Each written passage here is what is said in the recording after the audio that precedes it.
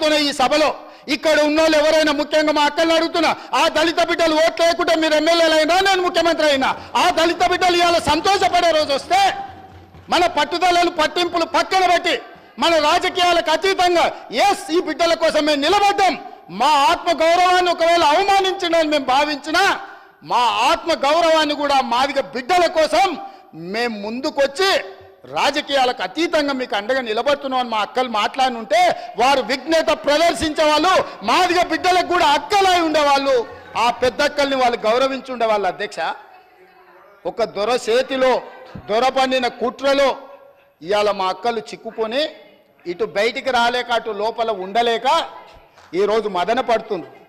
మీరైనా దారి చూపించండి అధ్యక్ష మా అక్కలకు.